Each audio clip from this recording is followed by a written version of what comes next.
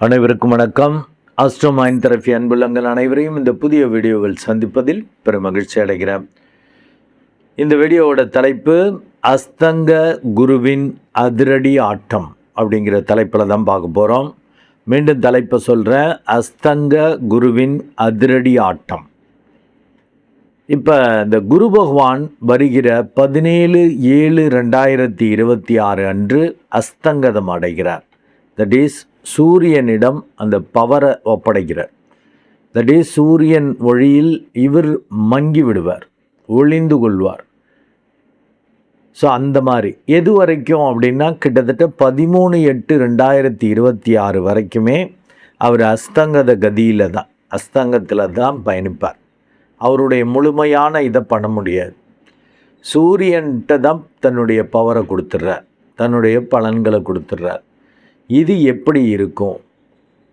இந்த ஒரு 28 நாட்கள், அப்ராக்சிமேட்டாக ஒரு 1 மந்த்துன்னு வச்சுக்கலாம். இந்த 1 மந்த்து நம்ம எப்படி பிஹேவ் பண்ணணும், என்ன மாதிரி சூழல்கள் இருக்கும், அதை தான்.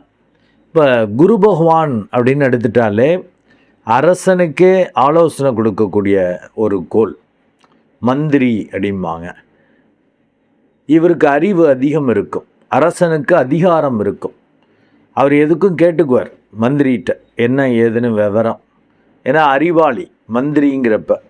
ஸோ இந்த குரு இப்போ அஸ்தங்கதம் ஆகிறப்ப உங்களுடைய அந்த அறிவு வெளிப்படாது. அறிவை வச்சுட்டு நீங்கள் ஏதாவது செஞ்சீங்கன்னா சொதப்பல் தான் வரும். எனக்கு தெரியும், எனக்கு எவ்வளோ பெரிய அனுபவம், எனக்கு என்ன எவ்வளோ படிச்சிருக்கேன், மேலதிகாரி கொஞ்சம் படிக்காமல் இருக்காருன்னு வச்சுக்கோங்க, நான் எவ்வளோ படிச்சிருக்கேன், அந்த பையனுக்கு என்ன தெரியும், அப்படி இப்படிங்கிற மாதிரி ஒரு துணியில் இந்த ஒரு அப்ராக்சிமேட்டாக 1 மந்த்து, அதாவது 17/7/2026 முதல் 13/8/2026 வரைக்கும் இந்த 12 ராசிக்காரர்களும் அப்படி அலட்சியமாக பிஹேவ் பண்ணிங்கன்னு வச்சுக்கோங்க, வம்பு. அதிகாரிகள், அதிகாரத்தில் உள்ளவர்கள், அவங்க மனோபாவம் எப்படி இருக்குன்னா, நம்ம சொல்கிறதே எல்லாரும் கேட்கணும். அவங்க நான் விளக்கம் கேட்டால் தான் நீங்கள் விளக்கம் கொடுக்கணும், நான் உங்கள்கிட்ட ஆலோசனை கேட்டால் தான் ஆலோசனை கொடுக்கணும். நீங்களாக பேசக்கூடாது, நான் சொல்கிறத செய்யணும். இந்த அதிகார துணின்னா அப்படி தான், டூ வாட் ஐ சே அப்படிங்கிற துணியில் தான் இருப்பார்கள். இப்போ சூரியன்ட்டு அந்த குரு பகவான் அஸ்தங்கதம் ஆகிறப்ப உங்களுக்கு மேலே உள்ளவர்கள், அது வயதில் பெரிய ஆளாக இருக்கலாம், தந்தை போன்று உள்ளவர்கள், அரசியல்வாதிகள், அதிகாரிகள், அதிகாரத்தில் உள்ளவர்கள், அவங்கள்டெல்லாம் சற்று விழிப்புணர்வோடு இப்போ பிஹேவ் பண்ணணும். குரு உச்சமாக இருக்கிறது அப்படின்னாக்கா எல்லாம் எனக்கு தெரியுங்கிற தன்மை அந்தந்த ராசிக்காரர்களுக்கு ஏற்படும். ஏன்னா குரு உச்சமாக இருக்கிறப்ப இப்போ பிறக்கக்கூடிய குழந்தைக்கு பார்த்திங்கன்னாக்கா அறிவு அதிகமாக இருக்கும். அது பாவகப்படி எந்த துறையில் எதை மாதிரி விஷயங்களில் அறிவு அது செலுத்தும், அறிவு அதிகமாக இருக்குங்கிறது இப்போ பிறக்கிறப்ப என்ன லக்னத்தில் பிறக்குதுங்கிறது பார்த்து செய்யணும்.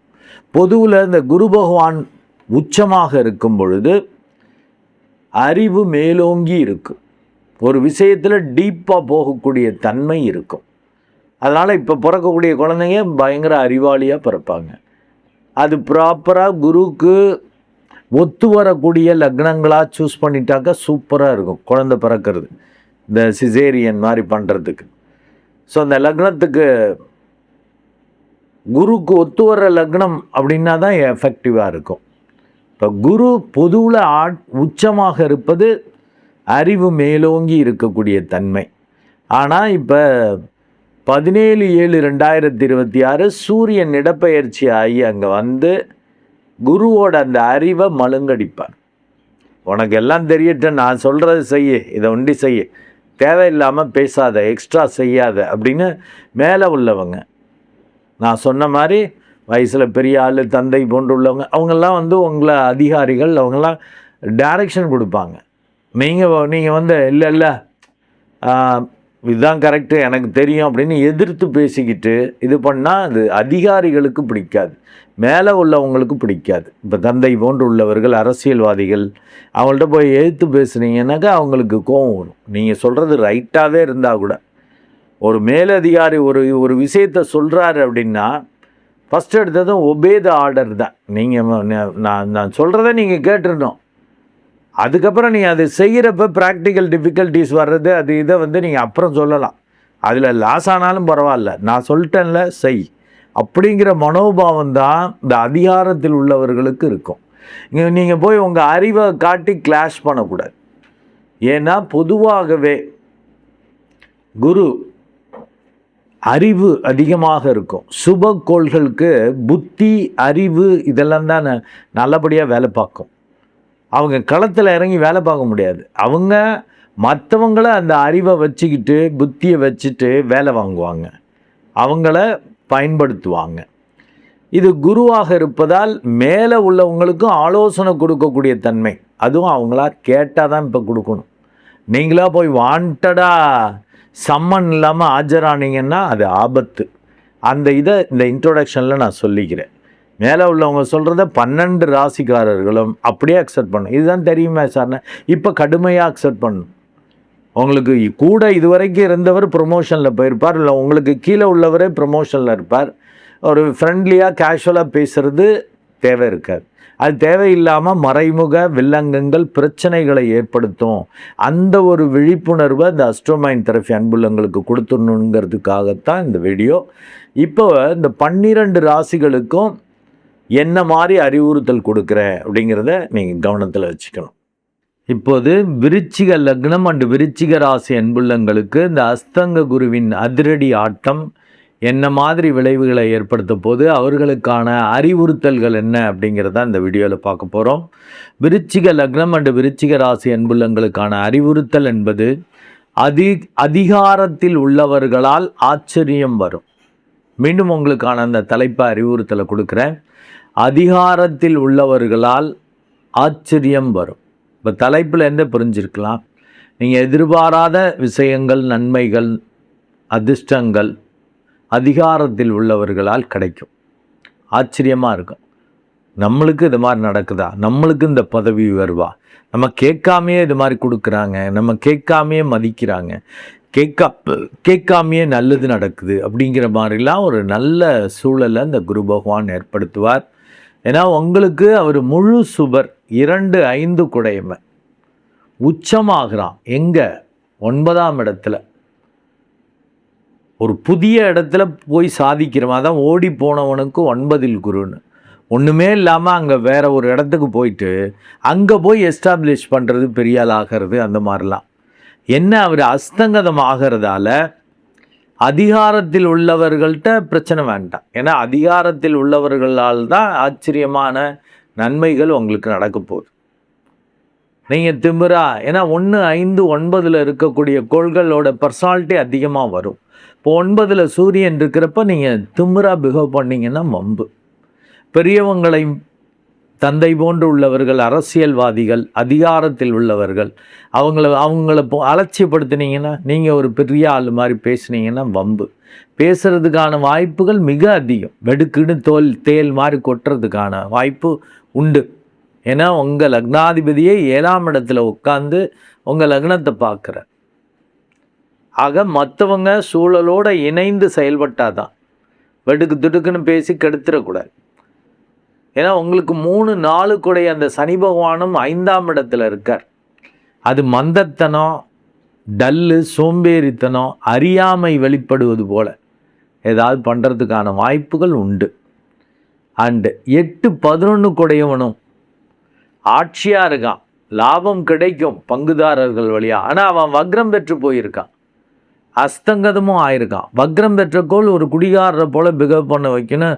பல வீடியோஸில் சொல்லியிருக்கேன். இது ரொம்ப நல்லது, இதன் மூலம் நல்ல லாபம் கிடைக்கும், நல்ல பங்கு கிடைக்கும்னு நினைப்பீங்க. அது கிடைக்காது.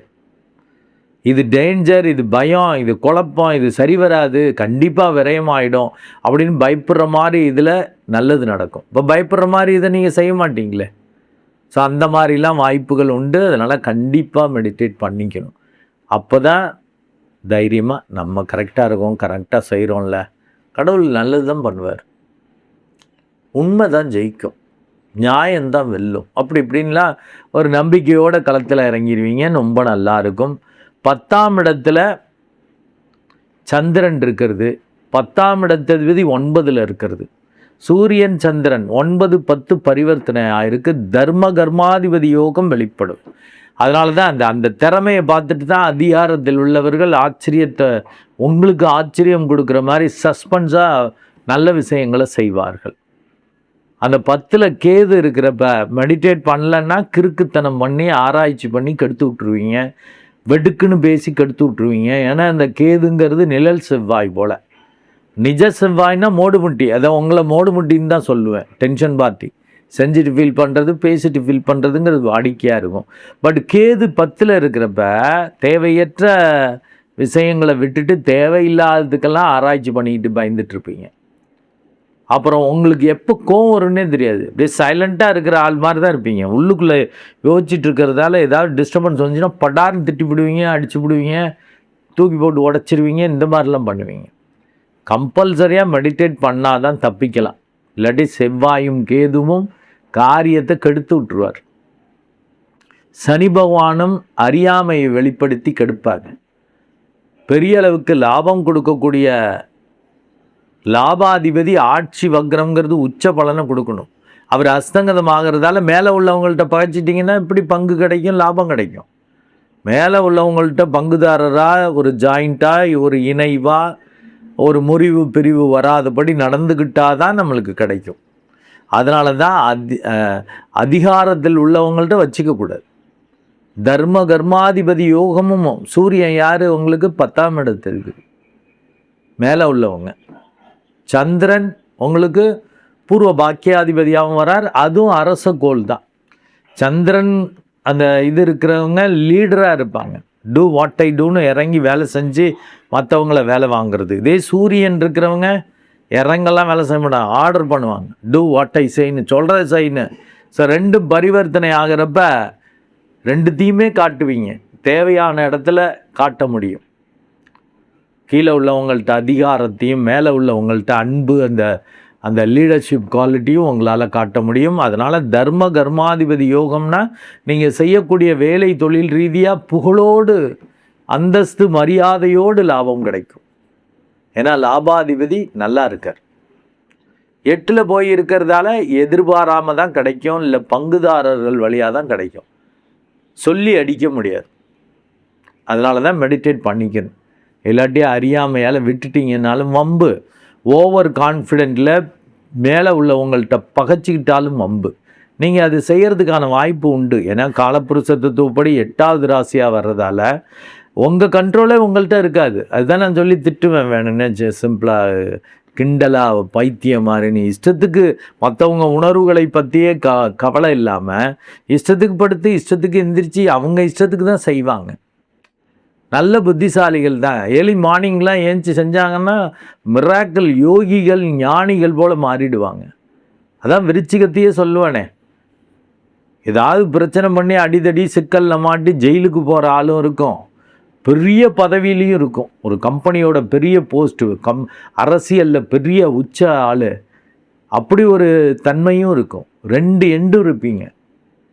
அதனால் தயவு செய்து மெடிடேட் பண்ணிக்கங்க. இந்த குரு பயிற்சி அட்டகாசமாக வந்தாவிட போது என்ன அஸ்தங்கதம் ஆகிறதால தான் இந்த 17/7/2026 முதல் 13/8/26 கிட்டத்தட்ட ஒரு 1 மந்த் அப்ராக்சிமேட்டாக கவனமாக இருங்க. இந்த ஒரு மாதம் ரொம்ப விழிப்புணர்வாக மேலே உள்ளவங்கள்ட்ட பொலைட்டாக அப்படியே கேஷுவலாக வீட்டில் இருக்கிறவங்கள்ட்ட அலட்சியமாக திமிராக பேசுகிற மாதிரி வெடுக்குன்னு பேசுகிற மாதிரி பேசுனீங்கன்னா பெரிய அளவுக்கு நல்லது நடக்கிறது, ஆச்சரியமாக நன்மைகள் நடக்கிறத நீங்களே கெடுத்துக்கிட்டுருங்க. தயவு செய்து மெடிடேட் பண்ணுங்கள்.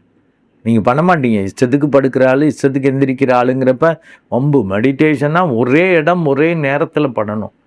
அதுதான் அதில் ஒரு சிரத்தையோடு பண்ணுறது, வைராக்கியமாக இருக்கிறதுன்னு அர்த்தம். அது இல்லைன்னா இஷ்டத்துக்கு செய்வீங்கன்னா அப்போ இஷ்டத்துக்கு தான் உங்களுக்கு கிடைக்கும். அது இஷ்டத்துக்கு தான், உங்கள் இஷ்டத்துக்கு நடக்காது. தயவு செய்து மெடிடேட் பண்ணுங்கள். நன்றி அன்புள்ளங்களே. மீண்டும் ஒரு நல்ல வீடியோவில் உங்களை சந்திக்கிறேன். அதுவரை உங்களிடமிருந்து வணக்கம் கூறி விடைபெறுவது உங்கள் அன்பு டாக்டர் குழந்தை ஆர் கணேசன். நன்றி, வணக்கம்.